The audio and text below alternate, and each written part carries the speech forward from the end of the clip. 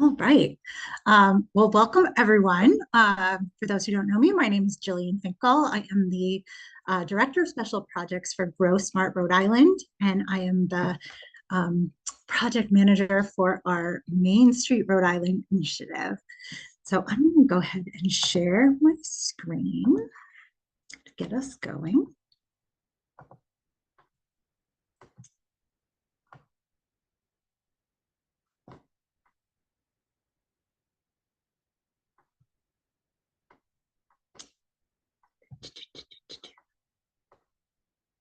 Hold on one moment.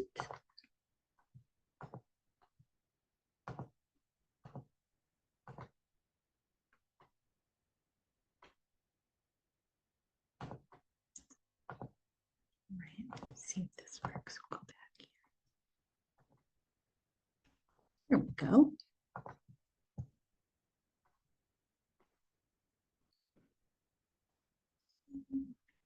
Slideshow.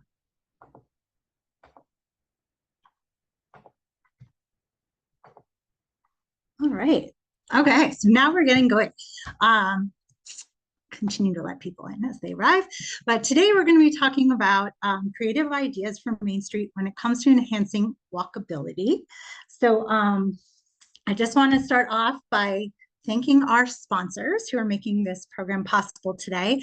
And that includes Rhode Island Energy, who is our overall program sponsor for our Main Street Rhode Island initiative, and the Rhode Island Department of Health, through which funding is made possible through the Centers for Disease Control and Prevention of the U.S. Department of Health and Human Services. And I'll state as a disclaimer that the contents of our program does not necessarily represent the views of the CDC, the HHS, or the U.S. government.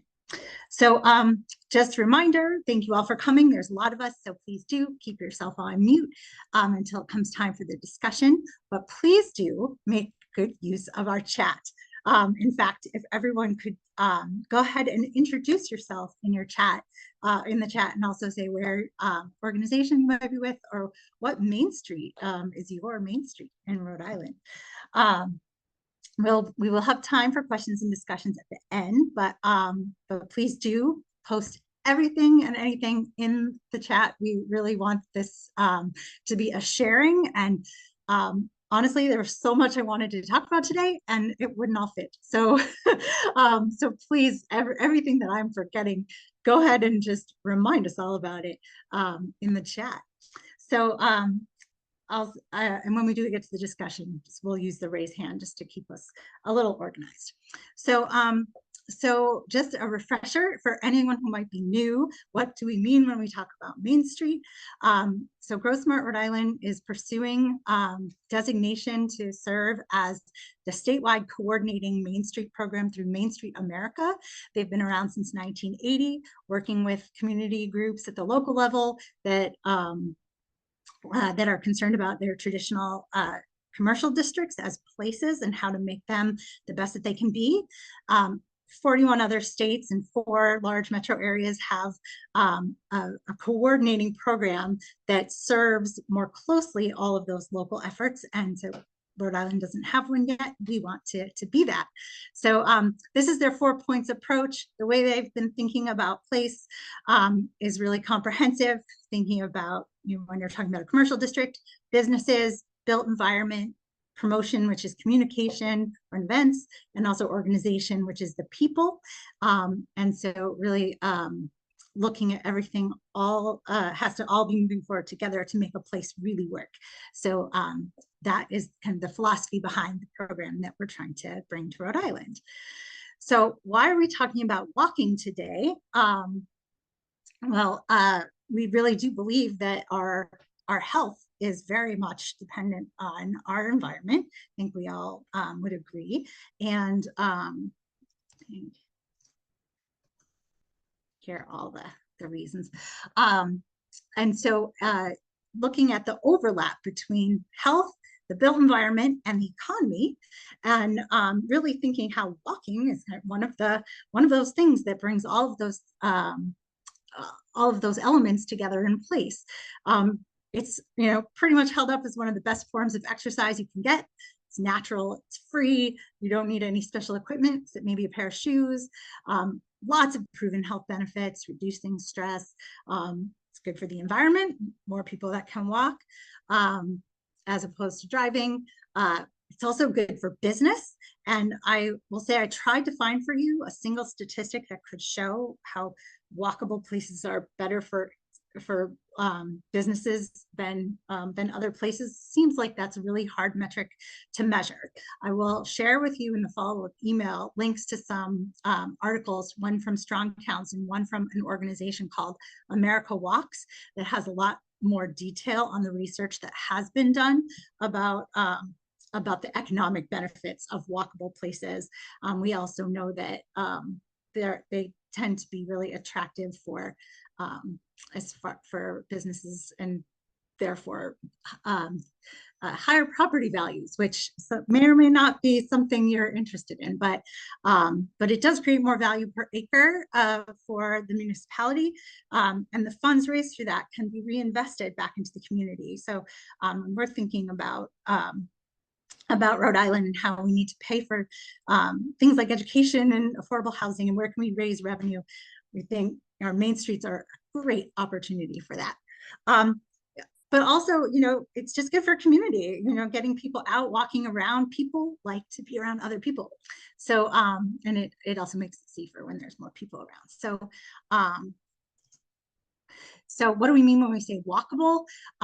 Here's my big disclaimer for today is that, of course, first and foremost, places have to be safe to be walkable, and we mean safe from crime, as well as especially safe from traffic. And I know that has been a big topic of conversation in Rhode Island. We have a lot of work to do, and Grow Smart Rhode Island will never stop pursuing improvements to pedestrian safety in our state.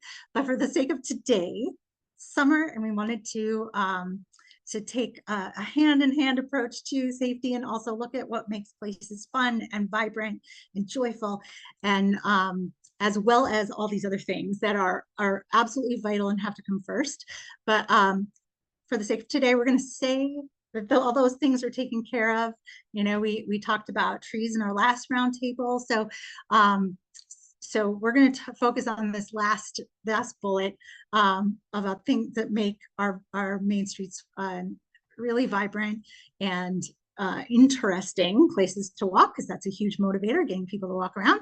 And I've been trying to find a word that would describe all these things that make a place an attractive place to walk around. And so I just called them walking incentives, for lack of a better term. If someone has a better word to use, please go ahead and share it.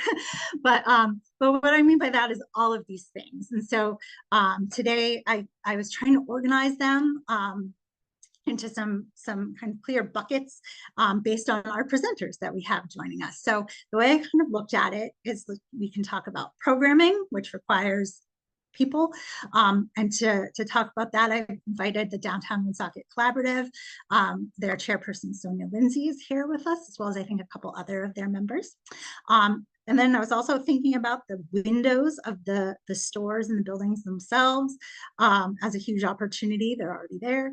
And so Jan Brody, who's a consultant working for the City of Pawtucket, is going to be talking about a project that she did with windows. And then lastly, thinking broadly about public art. And to talk about that, I have our friends from the Downtown Providence Parks Network, Nora and Sarah, who are going to join us for that. I'll be the MC. I've got so many things I want to share with you, so we're going to try to go broad as well as a little deep.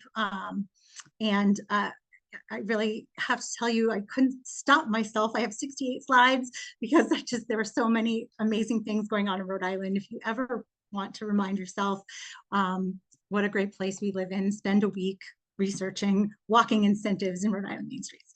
So I did try to focus on things that are happening in Rhode Island, but I have a few examples thrown in from other places as well. So to start off, I'll start with the first thing I thought of when we started talking about walkability in main streets, and that's walking tours. The last slide had a picture of Rhode Island Latino Arts. They do amazing walking tours on Broad Street in Providence. But when we first started doing Main Street programming, the first thing we thought of was to do some walking tours. And so, so if you want to bring that to your community, we've got Jane's Walk, which is a cheap, pretty easy way. There are professional tours that can be done. There's a picture here of our ghost tours, which I think we're all familiar with. And my personal favorite are the walking tours led by kids during Gatsby days. So lots of opportunities for tours. I also wanted to mention our the Rhode Island Slave History Medallions organization. I invited them today, but they couldn't join us. But they do walking tours as well as they have markers, and historical markers are certainly an incentive to walk, especially for visitors to a place, even local visitors to a place, to learn more about what's going on, whether it is a full-on interpretive sign or a small plaque, or you can use QR codes. Obviously, that's what they've done to provide more information about each location, which is really great. And then, of course, self-guided tours. If you wanted to create a pamphlet or an online brochure, just another way to make information about the place available, get people walking around and learning about the place. This is from our the Providence Warwick Convention Visitors Bureau. They've got some great walking tours of Providence on their website. I encourage you to go check them out. But then also walking can be a walking club. This was another reason that I thought about doing this session today, was that I happened to see this ad for the library that has a walking club. That's amazing. And it doesn't have to be like far out on some hiking trail. It can just be walking around your community or your main street. In fact, the more I looked into it, I thought Rochambeau Library, they walk every single week. So, and then it can also be led like for a health reason. So so an actual wellness walking program led by the Empowerment Factory. So so the next thing obviously I thought about when I think about getting people out and walking were events. And so we have, of course, our big PVD Fest coming up, but there's so many awesome events coming up in fall that encourage people to walk around. Thought I'd take this opportunity just to do a little bit of free advertising for our Situate Art Festival, October 12th through the 14th. The Bristol Porch Fest, which is September 15th, also the same day as the Hope Street Block Party. And then the Wickford Witches Parade, which will be on October 19th. So many events going on.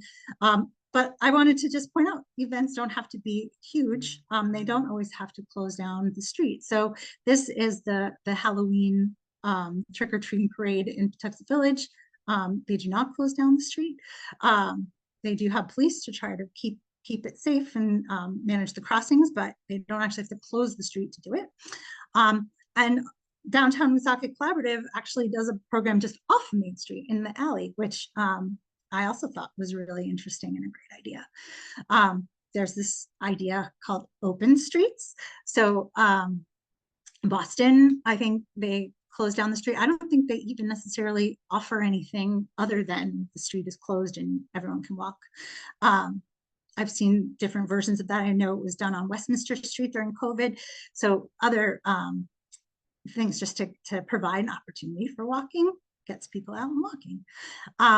And then another upcoming event this October in Warren, they do a walkabout, which is, again, they don't close the streets, but there's different activities going on throughout the district, and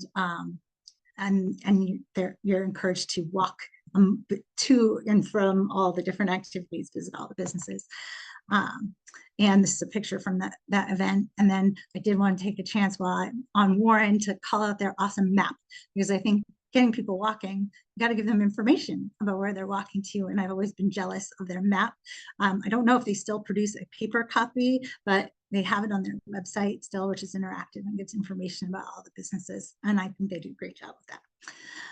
All right. So another group that does an awesome job with events, I'm so excited to have them here, is the Downtown Woonsocket Collaborative. Asked them to talk about their holiday stroll, which I just love. And I know that's a picture of a trolley and we're talking about walking, but I'll let them talk more about it. So Sonia, are you with us? Yeah. Awesome. Welcome. Yes. Hello, everyone. So our Main Street Holiday Stroll is our biggest free community event. So we encourage a lot of people to come out. Um, Last year we were supposed to have a rain dog parade, so a parade with dogs dressed in holiday costumes with their owners, but because of dog flu outbreak, we had to cancel it. So this year will be the first year for that. But one that encourages people walking and just coming out and seeing what's going on. But there are all kinds of things happening. There is a fire dancer. There is a band that roams up and down the streets. Um, I think the biggest thing to our businesses is the scavenger hunt. So they have a big map and they have to go to each store that's participating to find an icon, to find a letter that spells out some type of holiday word. What that does, it gets people walking, but it also gets people into the stores, and maybe they're not going to buy something that day, but they're going to remember that store. And hopefully that business grows because of this. So people are more aware of what is in our downtown.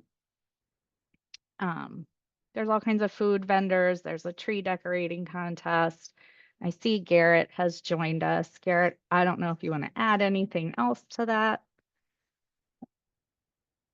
So the tree decorating contest is actually done by the local schools. So we're able to get trees donated, and the local schools have pick one class, and they go around making all the ornaments, and the kids really enjoy that. And that's another great way to get the parents and the grandparents to come out to the event to see, their child's or their grandchild's tree. And we judge that and give out awards as well too, and we donate money to the local PTOs if they win. But it's a super fun event.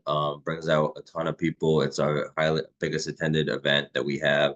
We have the horse and buggy there. We have a trolley that goes around, and it really creates like a magical time for people to come down and enjoy, because the holidays is a great way, and it's also a way for them to avoid hopefully shopping online and coming and seeing what the stores have to offer, because we found that a lot of time in Woodstock drive by the stores and not have any idea as to what is actually inside and what people sell. So that gets an opportunity for them to come down and try the restaurants as well too. And many people have said to us, we're going to come back and we're going to enjoy the different spots that we found on the scavenger hunt. So we love to do more scavenger hunts. If we had more paid staff, we can certainly do that.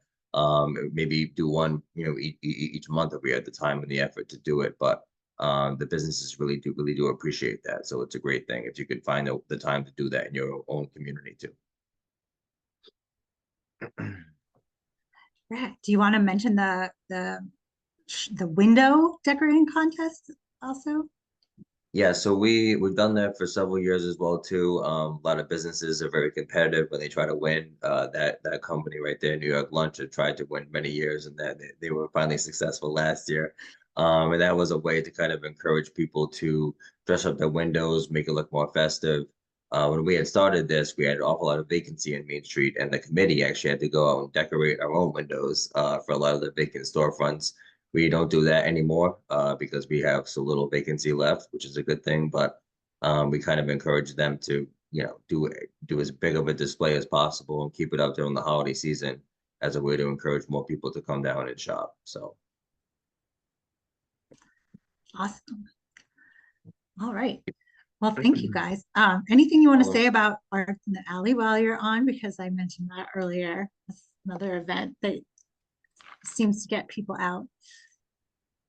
sure. So it kind of stretches down to Lops Brewing. So it's one of our local breweries. on North Main Street. We expanded the downtown Obley district down to that section, and try to encourage more people to come down there and frequent that business in that area. And next to Lops is an alleyway. So we have vendors lined up all along the alleyway, bring down some entertainment, and people just come out for a fun weekend event.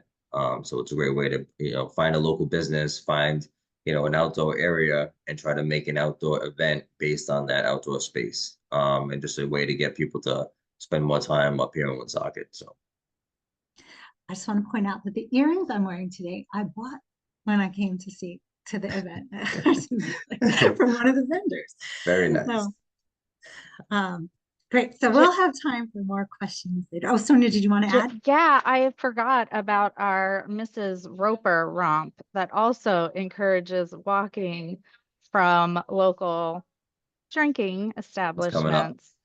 Yeah, it is coming up towards the end of September. So up and down Main Street, all of these people are dressed as Mrs. Roper or characters from Three's Company.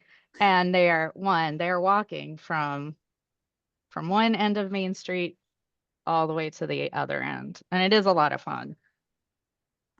Great. So, so they have a website, Downtown Woonsocket Collaborative has a website, and Facebook page where you can find out more information about their events, and we will come back with more questions later. But thank you guys, and I wanted to point out that it's not just the holiday, the winter holidays where you can have these type of visiting, like events to visit businesses.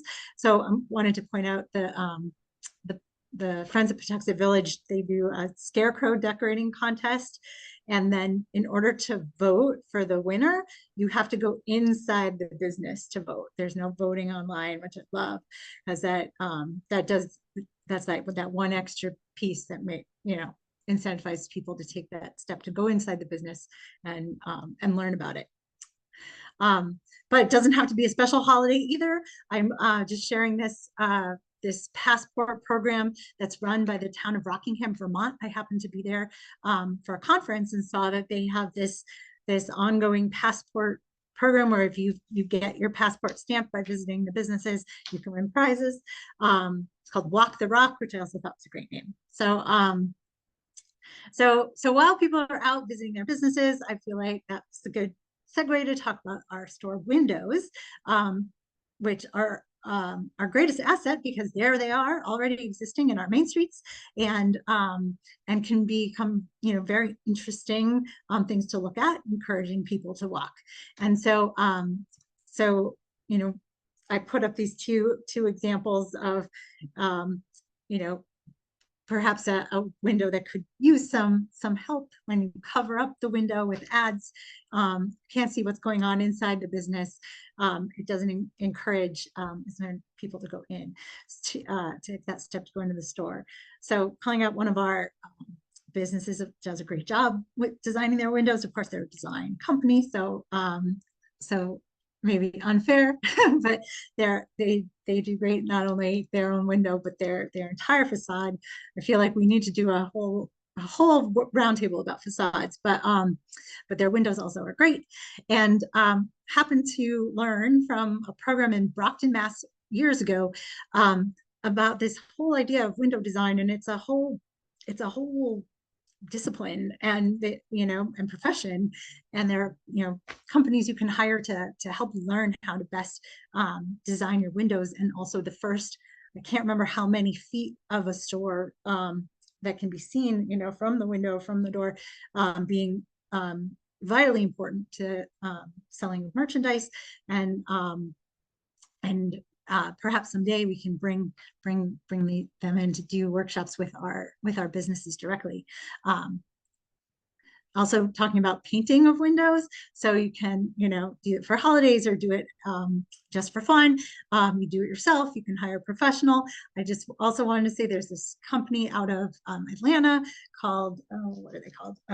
The Sketching Pad, that actually sells stickers specifically designed to be used to decorate store windows. So if you don't want to paint, you'll have another option. but windows, such a great opportunity, especially when you have a thriving art community right in your town. So I invited Jan. Jan, are you with us? I am. Jan, so you're up. Can you tell us about Windows on Pawtucket? Sure. So Windows on Pawtucket was created in 2020, an auspicious year. And it was an idea of what can we do to help a small business, which is a very important one in Pawtucket, the arts and culture community. And what is available for activities? Not much. We can walk the streets, which is always a good thing. And that's about it, really. We can't go in, we can't really talk to people, but we can look.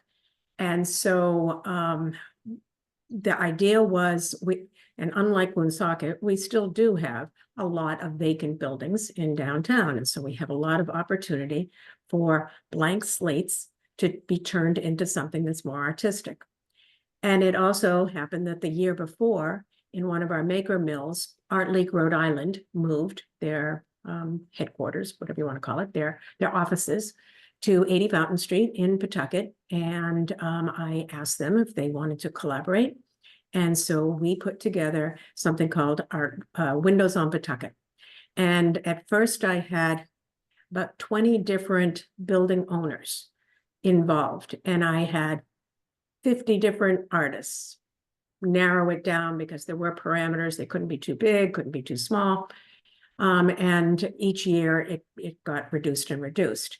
But the first year we had the largest number. It was a challenge to merge art to the windows. I tried lighting, didn't work because there weren't plugs. There wasn't electricity in some of our vacant buildings. And then, believe it or not, some owners just did not want any art in their basically vacant windows or vacant buildings. It either made their boardroom. The gentleman on the right was one of our winners. What we did was we gave a first place of $300, second place $200, and third place $100. So we did make a competition out of it, and we had a jury voting on it and scoring. And so we had a celebration at the end. It was a one-year display, and everything had to be up in September to coordinate with our arts festival in the city of Pawtucket.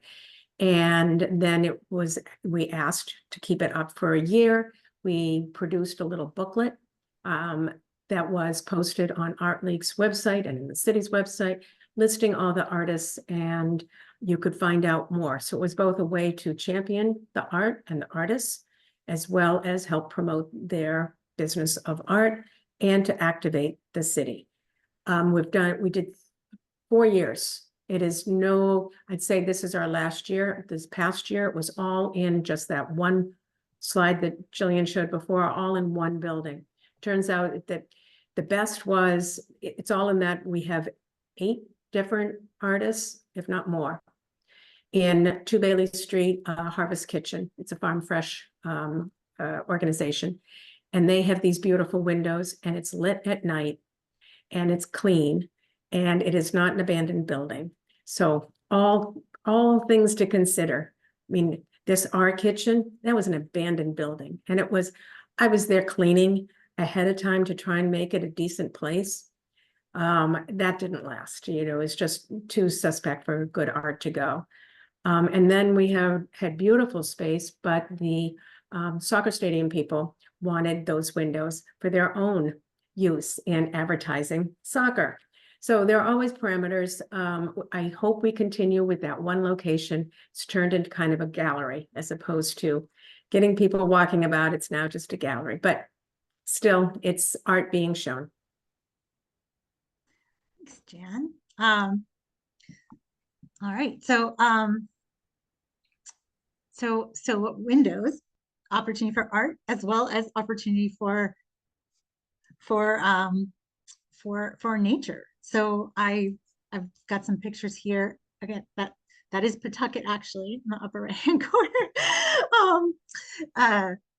and we talked about a lot about trees in our last roundtable, but we also talked about the challenges with planting trees in Main Street areas because of utilities, because of narrow right of way, and thinking, well, if you can't plant trees or you want more than trees, there's opportunities for windows or out front of stores. I didn't want to neglect nature as being something that can really get people walking around. So we have that, and it's not just the windows, of course. There's the hanging baskets, very popular, really makes a difference in enlivening a Main Street area. Well-maintained flower beds is here. This is Art Village. Does a great job with their planted beds. And really well maintained, encourages walking. And again, you could install like planter boxes, which are something that, not always wanting to encourage the use of volunteers, but I do think with things like gardening activities, I think that's one that is so straightforward. It might be one that is an opportunity for volunteers. And if anyone has experience with that, please do post about it in the chat or mention it later. So art in the window obviously is 2D art. You're looking at it, can't touch it, interact with it, but it's something that occurred to me as I was thinking about nature and art. Was the Downtown Providence Parks Network, who had this amazing art installation that you interacted with this winter, which is also interesting to think about. How do we activate our places in winter? And I know they're thinking a lot about connecting the parks and walkability between the parks and through and past the businesses. So Nora, I think you're up if you're. Thank you. Yeah, there we are. I'm here. Hi, everyone. My name is Nora Barre. I'm the executive director of the Downtown Providence Parks, and I'm here with my colleague, Sarah Summers. She's the park coordinator and organizer of all things. So we had, with regards to Luma, I mean, one of our main goals is to always encourage people to hang out downtown and giving them a purpose to walk around and connecting. We're so lucky, right? Because our downtown Providence parks are actually an entire loop that's connected. A lot of downtowns struggle to do that, but if you go from the Point Street Bridge all the way down to the water basin, that is an entirely connected loop. So we have, there are many things and ways that we do to try to encourage walkability and people walking downtown. One of them is promotion of that downtown loop. Another one is programming and events. And then the third one is collaboration with businesses and various nonprofits to hold events to keep those spaces, public spaces, vibrant, so that we can encourage people to come downtown. So one of the things we were looking at and we experimented with, which was very successful last year, is that we have this national epidemic of loneliness, right? Or pandemic, I think, is not epidemic, of loneliness nationwide. People are feeling very lonely, and it really, really peaks in the winter when it's really dark. And I lived in Montreal for a while, and people are always out in the cold and the snow, and they're walking with their boots and puffers and all these things. And I thought, like, it's really not that cold here anymore. It's gotten less cold over the years. And what could we do? We came together, our partners and all the collaborators that worked with us. What could we do to copy basically what Montreal does? And they have an entertainment district in the heart of Montreal, and they create this temporary. They install temporary public art that's very interactive, such as that picture you're looking at, these prisms, and they tend to rent them out to other cities that want to do the same thing. So we spoke with QDSI and received these prisms and we installed them at 195 District Park. And then we also worked with a studio called Le Monde Studio, and we also installed some public art at the rink and right in front of the rink. It's like a large banana and a jukebox. They're all interactive. You can touch them, and they're very weather resistant. And we wanted to connect that entire loop via, via Dorrance Street. And to encourage people to walk. So we talked to businesses, and each restaurant created a special drink that was Lumina related. And we had a videographer create like a commercial or a video to encourage a sip and hop. So it's basically, encouraging folks to come down to the park, where we had activations throughout. This festival was a month long. And we had activations and pop-ups all along that footprint / the entire month, and with heavy activation on one of the weekends. And this is what the picture you're looking at is. It's one of the, I think it was like the second weekend of the installation. On a Saturday, we had a tent that was warmed and had the Guild Brewery, had food, and invited all these local amazing artists like Big Nazo and Drum Troupe and Circus Dynamics to do various performances throughout the night. And it was cold, and we encouraged people to dress warm and come down, and they did. They did. And so when they did that, right, they would also hop to the various restaurants and get these various drinks. And we encouraged folks to take pictures, and we used a hashtag, and then we captured that and entered them into a contest. They ended up, one person ended up winning prizes at the end of this. So all of these elements were incorporated to encourage people to walk. So over the month, with data captured between 195 and Kennedy Plaza, we had like over 300,000 people that went through the festival.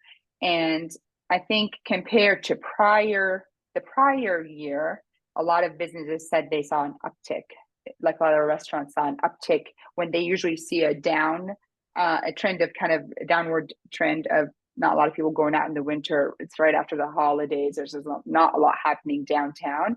So they ended up seeing kind of things more stable, which was great because that's one of our goals as well. We are doing Lumina again this year, and it's February 1st to the 17th. We're bringing a different installation this time. It's called Pop. And we are working with Lemon Studio, a different studio than QDFI, and they're bringing an entire set called Harmony, which are it's like picture yourself as an ant, and you have like a giant violin and a giant guitar and a giant boombox, and they're illuminated and interactive.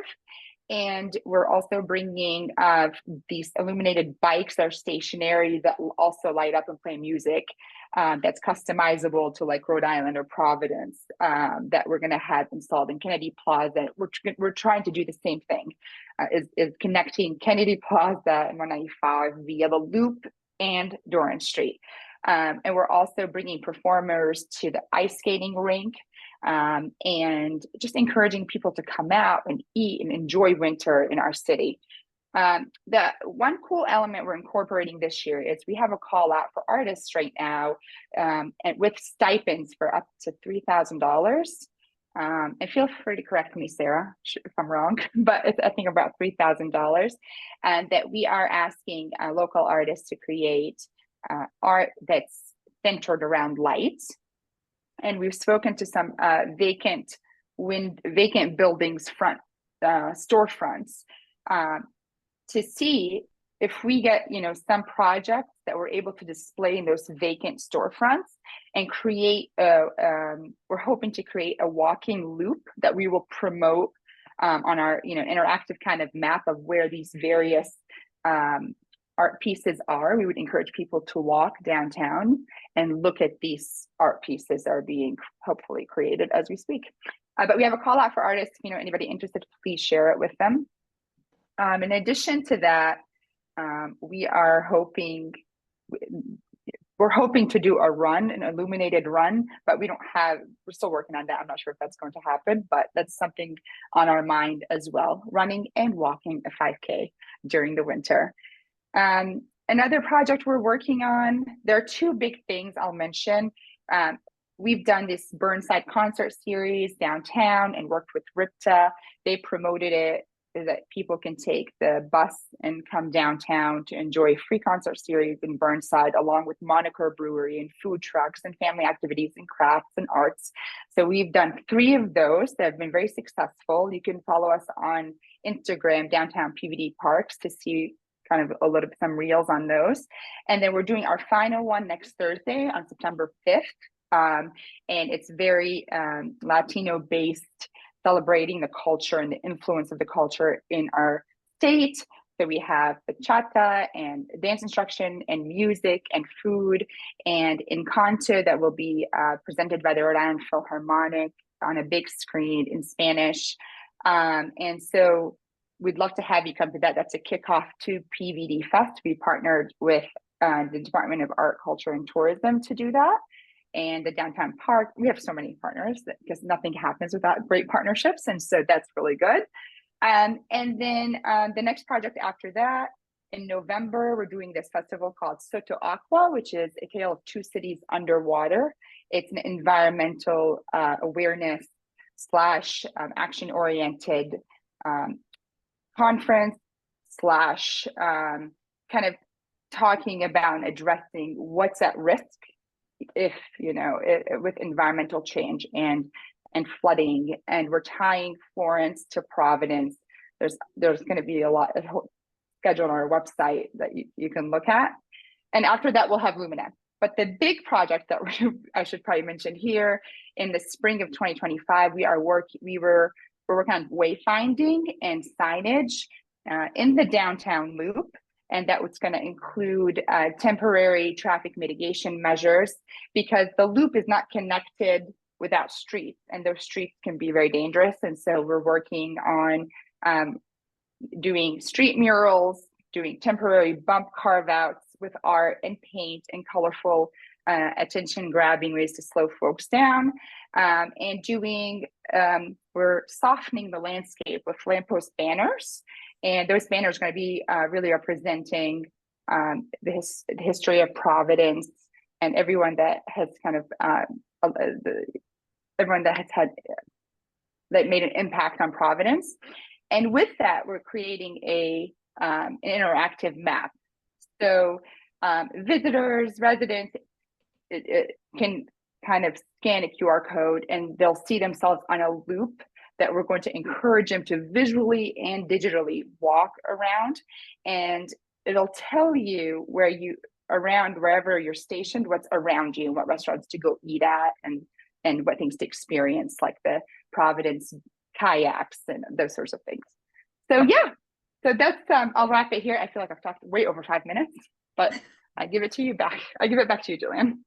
No, that's great. I love that. I love that the connection between the programming and the safety elements, right? So, so thank you very much. And I know we can't talk about downtown Providence without talking about murals, right? But I think we have big murals, but we shouldn't forget that like even little ones can really make like walking around a really interesting experience. I'm not sure, this is from Woonsocket, if the business itself did this one or whether it was a city mural, but still I've taken so many pictures of it because I just love it. It's so colorful. And interactive murals, of course, people just love putting themselves in the art, which is also an interesting twist on the regular mural. And we have the Avenue concept, couldn't be here today, but also as well as murals, they also have sculptures, and they have also QR codes that you can scan and learn more about the artist. And I think they even have like a tour on an app that can take you around. So felt like we couldn't talk about walking and art without mentioning them, even though they couldn't be here today. So painting a route on the ground is, if we want to get people walking, we're no stranger to New Englanders, of course, with the Freedom Trail. And I'll mention, Providence also has a trail. I think it's not so visible anymore, but you can still find out where it goes online. It's green line as opposed to a red line. But But if you want to get people walking, specifically thinking about exercising or walking, running, what I think really helps is letting them know how far they're going, which can be done by marking it on the ground, as evidenced by the picture from my own neighborhood that marks out a 5K. In fact, it marks out 2.5K, and you run it twice, you do a 5K, and everyone in our neighborhood uses it. So if you want to attract people downtown to run, walk, like let them know how far they're going. You can't do it on the ground. You can mark it with signage. This is Central Falls. They have these signs that marked out walking paths, or just showing people on a map where to go and how long it is. This is the Empowerment Factory. I think they even also have art stationed along their loop, their walking path. So, and I've seen not just art, but some places do it with like stories. So you can call it a story walk, where the like each place you walk to has the next chapter or a page of the story, and it can be very short outside like the Auburn Library, or can be much more lengthy. So draw your attention. This is not Rhode Island, of course. Scranton, Pennsylvania has different routes that they mark with footprints. So if you want to paint, but you don't want like the a line is too much, you can use footprints. Nora mentioned painting murals on the street, right? You don't just have to paint murals on a building, it can be on the street. This is in Providence, thinking about the intersection of traffic safety and placemaking and activation of space, getting people out walking or even dancing. That's an example. This is East Providence. They painted their crosswalks, talking about walking safety, and making it fun and lively. Here's one, here's another. I think they have 3 or 4 different ones that they've put in. And then Woonsocket, I don't know if it is done yet, but right outside the Stadium Theater, really thematic painted crosswalk, also really fun and active. This marking the storm drains, right? So I think just making, this is Rolfe Square in Cranston. Wow, it's, it just livens up the place, makes it fun, interesting to walk around. There's multiple storm drains marked like this, and I think I can't remember if it is Save the Bay or someone else that does it, but I think you can request to have them in your area. You can paint anything, right? Just to make the place more fun. Paint your fire hydrants, or paint the picnic tables where the food truck sets up, or paint the benches. This isn't Rhode Island either, but I thought it could be, right? Why not? We can paint benches, paint the stairs. I love the painted stairs, and I had way too many pictures of painted stairs. I'm not going to show them all, but you get the idea. Paint the utility boxes. We've done that in many communities around Rhode Island, which I also think is fabulous. Can really double as history and culture sharing and information. I know that East Providence is in the middle of that right now. I love calling it the utility. That's anyway, fantastic. Mrs. Warren has done it in partnership with the Avenue concept. Also, my favorites are this one in Woonsocket with it. It looks like the outlet on the side, it says "Get Connected," which I thought was a double meaning, and also the transformer in Pawtucket for Hasbro. But you can also paint hopscotch on the sidewalk, get people moving, get people walking. It's fun, it's playful. This was a poetry installation, which I think this is San Diego, but I just loved the idea of this. It's just walking poetry, which was great. And there was this project in Boston a few years ago, which was painted poetry, but instead of paint, they used water repellent spray, so that what happened is when you couldn't see it on a regular sunny day, but when it rained, the poem appeared on the sidewalk, which I just thought was so magical and surprising and wonderful. If you don't want to use paint, there's also chalk, right, which is temporary. And if you are interested in this concept of chalk the walk, just Google that. There's so many examples of chalk painting festivals or events or installations that can, you know, be done with professionals or just with everyone in your community, right? To have a day where you give them chalk and they will paint with chalk in your sidewalk, and then it will wash away. So, so nothing permanent. And speaking of interactives, I know we've tried something like this in Rhode Island, and you know, not that maybe this isn't the, you know, the be all and only way to encourage interactivity in a main street or a downtown, but I love the idea of it and wanted just to throw it out there to cap us off into our discussion, thinking about ways we could involve our communities in making our main streets more active, and what else maybe we could dream up to do to do that. So so now we'll leave it there, and this is my last slide, and since now it is the discussion portion, I will stop sharing and bring us all back together, and yeah, invite anyone who has questions, especially for our panelists, to go ahead and use the raise hand feature, or anything that I didn't talk about that you want to share that's from your main street or you've seen done somewhere else. Go ahead and raise your hand as well. Anyone? Well, I'll get us started since I don't see any hands. Question for each of our panelists. Oh, Scott, yeah. I got sort of a broad question for the panelists, and that is, go ahead. First of all, it's very impressive. It's exciting. It's inspiring. What's in the back of my mind, and I suppose I'm guessing in other people's minds, is what kind of person power and money is required to do some of these things? Scott, thank you. That's exactly what I would have wanted to ask, especially Nora. How do you pull all that off? Sorry, I'm off because I'm running to another meeting, but off camera, I mean, but I can say we write a lot of grants and we do a lot of fundraising and get sponsors, and we don't, one of our biggest things is that we don't charge for our events, and so they're free and open to the public as in the downtown parks. And so that's how we do that. We don't have, it's just me, Sarah and I, and we just work really hard.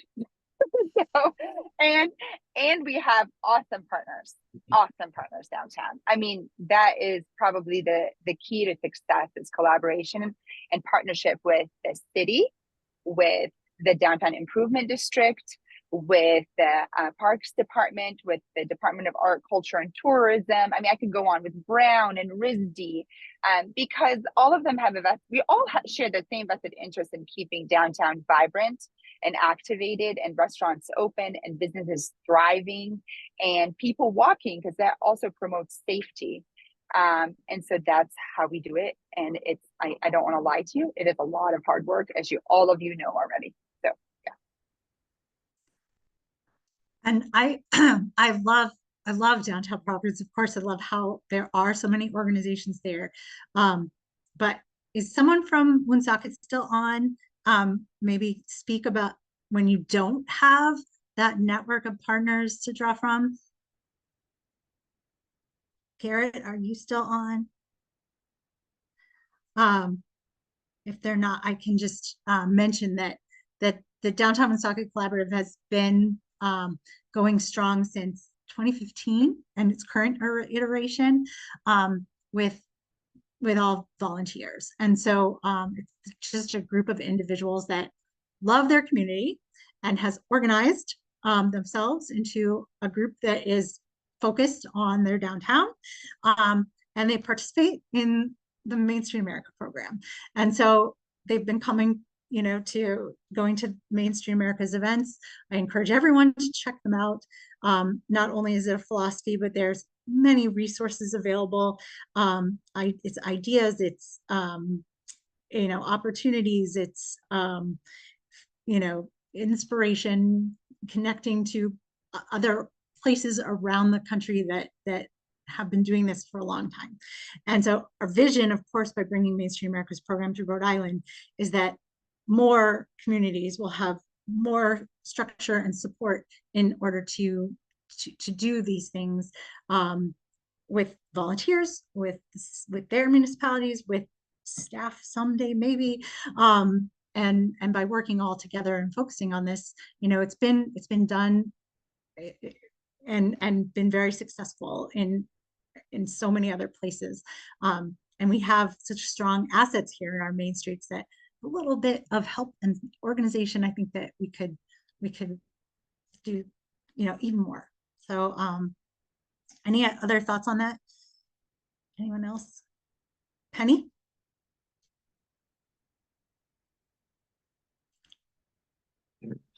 Thank you so much. I thought this was very inspirational, Jillian. Thank you.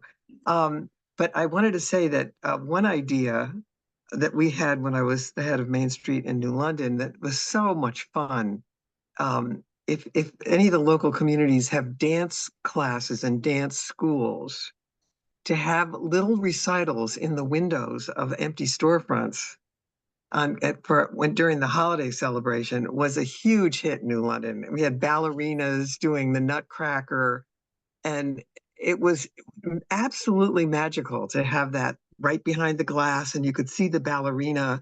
Of course, all the grandparents and the parents and the families came to see their children doing this, but it was another stage for the kids, and the audience loved it. So just another idea to throw out there. Thank you. I love that idea. It's like the classic department store holiday window come to life, right? I love it. Anyone else have thoughts or questions related to like funding and people power?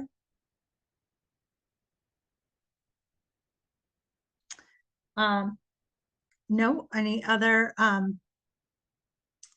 Jillian, Penny just raised her hand again. Oh, okay, go ahead. Sorry.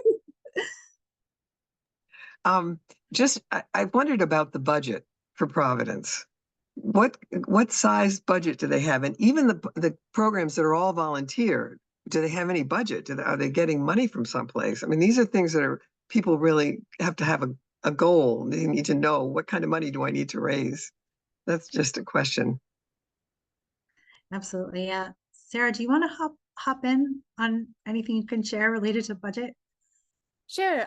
So we aren't part of the city. We work really closely with the city, but we're an independent 501c3. So for the Lumina Festival, we did receive $100,000 from Commerce for that festival. So that was the biggest part of that budget. And that primarily went to some of the lighting installations, which are pretty pricey if you really bring in those big lighting installations. So I think just in terms of being sort of realistic about the budget, but that was all grant funded. And then we were able to get quite a few sponsorships on top of that. And I think, you know, having like that sort of big draw of those big lighting installations was really helpful for pulling in sponsors from the downtown area. I know, so the Woonsocket Collaborative has been able to get some grants. They also do some fundraising. They just had their big fundraiser last weekend, which was the Twilight on the Blackstone, where they close off the bridge and have a catered meal on the bridge, which is an incredible and unique experience, also fundraiser. So I can ask them if they can, I can follow up with them and see if maybe they can share more about the budget for their events. Yeah, I'm also curious, you know, what it's like as far as working with municipalities. Does anyone have any experience perhaps trying to get permission to do something, and what it was like? Or I think we have a couple of actually representatives from municipalities on the line, if they maybe want to speak about what they'd like to, you know, what they need as far as if you want to paint something on the ground. Nicole, do you maybe have anything you could say about that? If you're listening. I see someone in the chat mention water fire, of course, water fire. You forget that. And the kind of baby sisters of water fire that I think that we have in like Westerly and South Kingstown. Jan, what did you want to? Yeah, so on the municipal permits and all that kind of stuff. 4 years ago, I, with a design professional, came up with these incredible crosswalks that we have coated thread the district around the train station.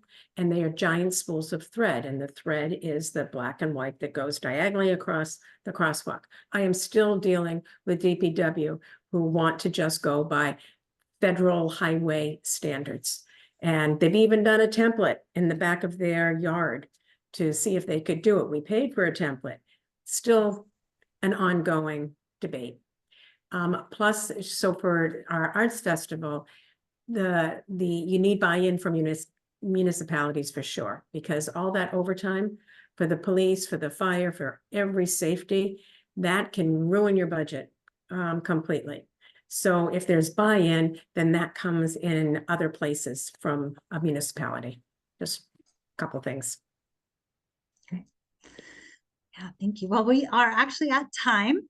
So so I will end us here. I will say thank you so much to our presenters as well as our sponsors, and invite everyone to please fill out the survey you're going to receive and a follow-up email that I'll be sending hopefully tomorrow, if not then early next week, that will have a link to this recording and some additional information.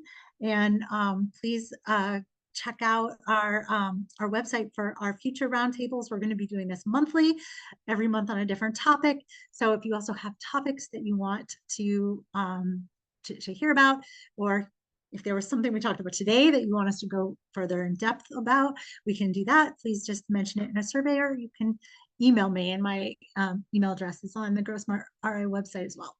So thank you so much, everyone, for joining us. I hope you have a wonderful day and a wonderful weekend. I will stop our recording so I can find it.